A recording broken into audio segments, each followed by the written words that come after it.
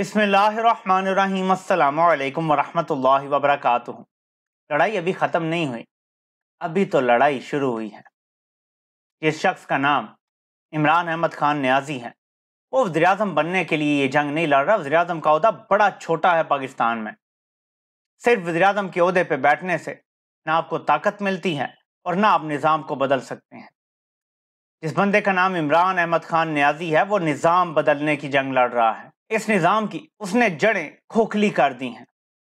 अब किसी भी वक्त ये निज़ाम धड़ाम से गिर जाएगा और इसको हमारा एक भरपूर धक्का काफ़ी होगा, और वो धक्का आपने 8 फरवरी को देना है। ये ज़रा मुलाहिज़ा करें, सिर्फ मैं आपको एग्जाम्पल देने जा रहा हूँ कि आप तक हम लोग कैसे लोगों के इंतखाबी निशान पहुँचाएंगे।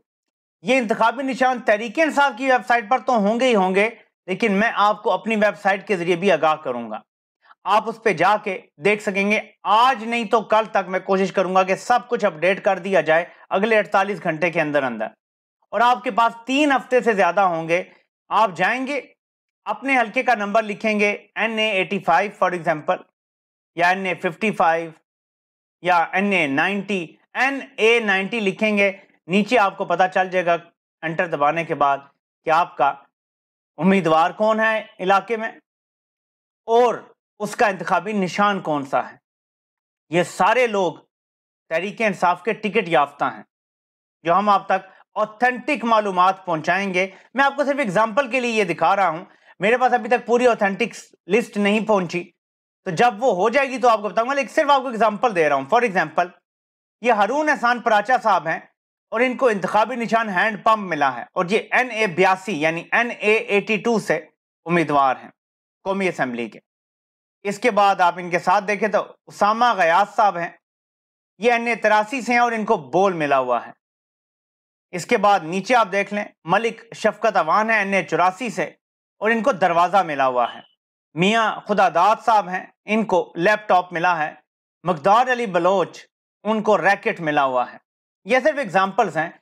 ऐसी ही तस्वीर के साथ, इंतखाबी निशान के साथ वाज़े तौर पे करके आपको वेबसाइट पे भी दिखाया जाएगा और तमाम सोशल मीडिया ऐप पे भी आपको आगाह कर दिया जाएगा। तो ये तो लड़ाई लड़ने का एक हथियार है कि आप सब तक अपने इलाके के उम्मीदवार का निशान पहुंचना चाहिए। 266 हल्के हैं और तहरीक इंसाफ ने तकरीबन सब में ही उम्मीदवार खड़े किए हैं, बारिंग अ फ्यू में भी 5 नहीं दिए या 10-15 नहीं दिए, बाकी सबको टिकट अलॉट किए हैं। यानी ये 200-250 हैं जो आपने मालूम करने हैं। ज्यादा इंपॉर्टेंट यही है। सूबों से ज्यादा कौमी असम्बली के उम्मीदवार इंपॉर्टेंट है, लेकिन मैं ये नहीं कह रहा सूबे इंपॉर्टेंट नहीं है। सूबों में भी हुकूमत बनाना उतना ही इंपॉर्टेंट है, और आप तक वो तमाम भी उम्मीदवारों के इंतखाबी निशान जो पंजाब के जैसे PP से होंगे, जैसे KPK के होंगे कि खैबर पख्तूनख्वा की जो प्रोविंशियल असम्बली होगी, ऐसे ही सिंध के होंगे, बलोचिस्तान के होंगे, आपको सब के उम्मीदवारों के निशान पहुंचाए जाएंगे इंशाल्लाह ताला सोशल मीडिया के जरिए, क्योंकि ना बैनर लग सकेंगे, ना टीवी पे ऐड लगने की इजाज़त होगी, ना कैंपेन करने की इजाज़त होगी। अब जो पढ़ी लिखी नौजवान नस्ल है, उसका काम है कि वो अपने देहातों तक या अपने बुजुर्गों तक, जो देहातों में रहते हैं अब तक, नौजवानों को तो पता है, वो देखते हैं, वो फेसबुक देखते हैं, यूट्यूब देखते हैं, टिकटॉक देखते हैं, इंस्टाग्राम देखते हैं और बहुत सारी ऐप्स हैं।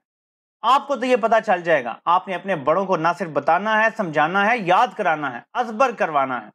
एक बात आपको बता दूं कि इलेक्शन हो जाए, ये आज़ाद उम्मीदवार बेशक लड़े, उसके बाद तहरीक इंसाफ इंट्रा पार्टी इंतखाबात भी करवा सकती है, इलेक्शन कमीशन में सर्टिफिकेट भी जमा करवा सकती है, अपना निशान भी वापस ले सकती है। और जो उम्मीदवार आज़ाद भी लड़ रहे हैं, वो एक्चुअली तो PTI के मेंबर है ना, वो बता सकते हैं कि पार्टी ने हमें टिकट दिया था।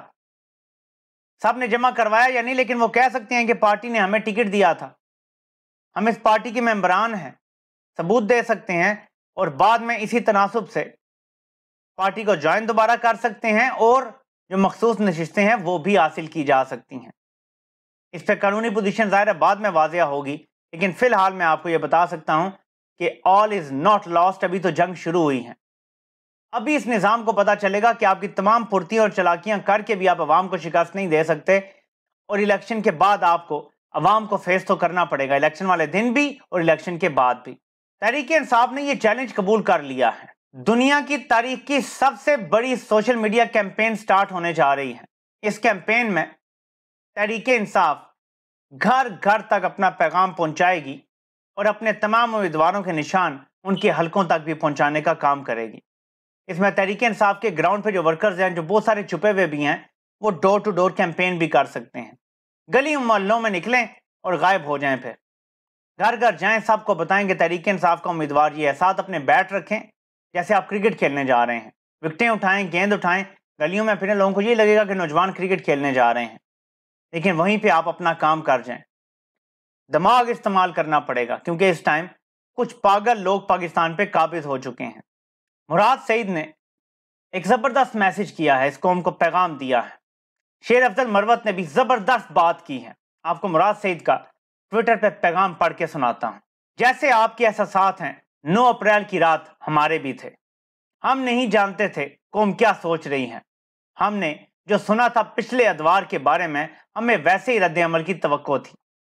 جو منظر آپ ٹی وی پر دیکھ کر ٹوٹے تھے، ہم اپنی آنکھوں کے سامنے دیکھ رہے تھے۔ ہمارے سامنے وہ اٹھا تھا اور خالی ہاتھ وزیراعظم ہاؤس سے نکل گیا تھا۔ ہم دل شکستہ خود سے نظریں نہ ملا پا رہے تھے۔ پھر کیا ہوا؟ کیا 9 اپریل کو عمران خان ہارا تھا؟ یا 9 اپریل کو عمران خان کی اب تلک کی سب سے بڑی فتح ہوئی تھی؟ آپ نے لکھی تھی عمران خان کی جیت کی عبارت۔ وہ یوں ہی آپ کے حوالے اپنی جنگ نہیں کر کے گیا۔ وہ ہمیشہ سے جانتا تھا کہ جس دن اللہ نے آپ کے دل اس کی جانب موڑ دیے، دنیا کی کوئی طاقت اس کو شکست نہیں دے سکے گی۔ اس کی جنگ کبھی بھی اقتدار کے لیے نہیں تھی۔ اس کی جنگ اقتدار کی ہوتی تو وہ 5 مہینے سے ایک تنگ و تاریک کوٹھڑی میں اپنے تقویٰ کی ڈھال تلے نہ بیٹھا ہوتا۔ اس کی جنگ محض طاقت کے حصول کی ہوتی تو وہ گولیاں کھا کر مسکراتے ہوئے آپ کا حوصلہ نہ بحال کر رہا ہوتا۔ اس کی جنگ وزیر اعظم کی کرسی کے لیے ہوتی تو اس کرسی کو دوام دینے کے سارے مورے اس کی آنکھوں کے سامنے 9 اپریل کو سجنے والی بساط پر پڑے تھے اور ایک عرصے تک پڑے رہے تھے۔ اس کی جنگ کا مقصد ہمیشہ سے آپ کو ایک عظیم قوم بنانا تھا۔ وہ جس دن دنیا کے سامنے کھڑے ہو کر لا الہ الا اللہ کہہ رہا تھا، اسی ممبر پر کھڑے کھڑے اس کے پیروں سے سانپ لپٹنے شروع ہو گئے تھے۔ پھر بھی اس کی للکار سست نہیں پڑی۔ وہ جب مغرب کی جمہور پسندی کے نقاب نوچ رہا تھا تو ان کے خون آشام دانتوں کو اس نے اپنی شہرک پر تب ہی محسوس کر لیا تھا، مگر اس نے آپ کا سر نیچا نہیں ہونے دیا۔ وہ جب اپنے نبی پاک صلی اللہ علیہ وآلہ وسلم کی حرمت کی آواز اٹھاتا رہا تو تب بھی جانتا تھا کہ وہ آتش نمرود میں کود رہا ہے، لیکن وہ مانتا تھا کہ اولاد ابراہیم علیہ السلام کو بس یہی شیوا دیتا ہے، اور تاریخ کا سبق بھی یہی ہے کہ وقت کے یزید کتنے ہی طاقتور ہوں، حسین رضی اللہ کی للکار ان کی تلواروں سے زیادہ زوراور رہتی ہیں۔ اس کی جیت تو اسی دن ہو گئی تھی جس دن آپ نے کوفی بننے سے انکار کر دیا تھا۔ اب اپنی جیت کو امر آپ نے اس للکار سے کرنا ہے جس کا درد حسین رضی اللہ اپنے خون سے لکھ گئے ہیں۔ جو پیادے آج آپ کے سامنے ناخدا بنے بیٹھے ہیں، ان میں سے کسی کا قد نہیں اس کو شکست دینے کا۔ اس کا مقابلہ خدائی کے دعوے داروں سے ہے، اور اس کے مقابلے میں اس کا ہتھیار آپ ہیں۔ خلق خدا، جہاں ابھی تک آپ کے قدم نہیں ڈگمگائے، ویسے ہی اب آپ کی آواز نہیں کمزور پڑنی چاہیے۔ گلی محلے چوک چوراہے میں آپ کی للکار گونجنی چاہیے۔ ہر دیوار، ہر مکان، ہر چوراہے پر آپ کی پکار نشر ہونی چاہیے۔ یہ ہم پر اس آدمی کا قرض ہے جس نے تخت و تاج ٹھکرائے ہمارا سودا نہیں کیا، جس نے خنجر سے تیر کھائے ہم پر آنچ نہیں آنے دی، جس نے خود کو تاراج کر دیا ہماری نسلوں کی آبادی کی خاطر، جو کشمیر سے لے کر فلسطین اور افغانستان تک کے مظلوموں کی آواز بنا، جو ہر اس مسلمان کی آواز بنا کہ جس کے لیے اس کے امن و آشتی کے مذہب کو تہمت بنا دیا گیا تھا۔ یاد رکھیں، ہم اس کی جنگ میں اللہ کے بھروسے اترے تھے، اپنے ایمان کے سہارے ڈٹے رہے ہیں، اور اب اپنے آبا کی میراث کو اپنے سینوں میں سمو کر اسے لڑیں گے۔ ہم نہیں جھکیں گے، مر جائیں گے، یزید کی بیعت نہ کریں گے۔ یہ میں نے ایڈ کیا اینڈ میں۔ یہ آپ سب کا موٹو ہونا چاہیے، غلامی نامنظور۔ کیا آپ کو اگر موقع ملے، میں آپ کو سمپل ایک چوائس دیتا ہوں، آج اگر فلسطینیوں یا کشمیریوں کو یہ موقع ملے کہ تم اپنی پارٹی کے تحت الیکشن نہیں لڑ سکتے لیکن آزاد امیدوار ہوں گے، اگر تم انہیں ووٹ دو تو آزادی لے لو، تو کیا کشمیری اپنے اپنے علاقے کے آزاد امیدوار کا جان کے نشان نہیں تلاش کریں گے؟ کیا وہ اپنی آزادی کے لیے بچے بچے تک وہ نشان نہیں پہنچائیں گے؟ یہ اب آپ کا کام ہے۔ یہ حقیقی آزادی کی جنگ ہے، اس میں ملک دشمنوں نے آپ کے ملک پہ قبضہ کر لیا ہے اور وہ پاکستان کا سودا کر چکے ہیں، صرف پاکستان کے کاغذات اور سب کچھ حوالے کرنے کے لیے یہ الیکشن ہے، جس کے بعد آگے سب کچھ کر دیا جائے گا۔ پاکستان کو اسرائیل اور بھارت کے حوالے کر دیا گیا ہے، یہ میں آپ کو ریٹورک نہیں بتا رہا۔ بھارت سے تجارت کھل جائے گی پہلے سال ہی، جو ان کا پلان ہے، جو اگلی حکومت بنانے کا ان کا منصوبہ ہے، اور انہی 5 سالوں کے اندر اگر یہ حکومت چلتی ہے، اسرائیل کو بھی پاکستان تسلیم کرے گا، ابراہم اکارڈ کا پاکستان حصہ بنے گا، جس کو ابراہیم اکارڈ کہتے ہیں۔ آپ نے اس سب کو روکنا ہے۔ پاکستان اپنی ٹرم پہ فیصلے کرے گا، دشمن قوتوں کی شرائط پہ فیصلے نہیں کرے گا۔ ہم ایک آزاد قوم ہیں، خود مختار قوم ہیں، اور یہ جنگ آخری وقت تک لڑیں گے، آخری سانس تک لڑیں گے۔ آخری گیند جب عمران خان کہتے ہیں تو وہ ایک میچ کی بات کرتے ہیں کہ ایک میچ 9 اپریل تک چلا، پھر 25 مئی کو ایک میچ ہوا، پھر جولائی میں الیکشن ہوئے، میچ ہوا، پھر اگست میں میچ ہوا، نومبر میں میچ ہوا۔ آخری گیند تک لڑنے کی یہ بات ہے، اور قاضی بھی بے نقاب ہو گیا۔ قاضی کو اس کے اپنے لوگ لعنتیں بھیج رہے ہیں، وہ لوگ جو قاضی کے تلوے چاٹتے تھے، 4 سال قاضی کی وجہ سے عمران خان کو گالیاں دیتے تھے، آج وہ بھی قاضی کو لعنتیں بھیج رہے ہیں۔ قاضی نے کپڑوں کے ساتھ ساتھ اپنی کھال بھی اتار کے پھینک دی ہے، اس قدر ننگا ہو کے کھڑا ہے۔ لوگ یہ کہہ رہے ہیں کہ قاضی نے عمران خان سے بدلہ لیا ہے۔ میں یہ کہتا ہوں کہ بدلے کے ساتھ ساتھ قاضی نے ان کی خدمت کی ہے جن کے ساتھ ڈیل کی تھی۔ بدلہ تو تھا ہی، لیکن ڈیل کا بڑا اس میں کردار ہے۔ جب جائیدادیں ہوں جن کی ذرائع آمدن کی کوئی تفصیلات آپ پیش نہ کر سکیں تو پھر ایسا ہی ہوتا ہے، پھر آپ کمپرومائزڈ ہو جاتے ہیں۔ اور ابھی تو آگے تحریک انصاف کو الیکشن سے باہر رکھ کے پلان یہ ہے کہ 2/3 اکثریت اور قاضی صاحب کو 2 سال کی ایکسٹینشن۔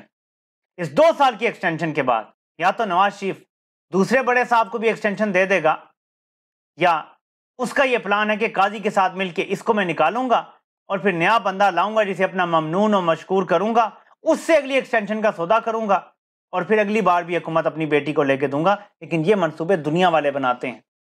رب العالمین جو تدبیر کرے گا وہ چلے گی، کیونکہ یہ دنیا شیطان کے حوالے نہیں کر دی گئی، یہ دنیا کا نظم و نسق ایک رحمان چلا رہا ہے۔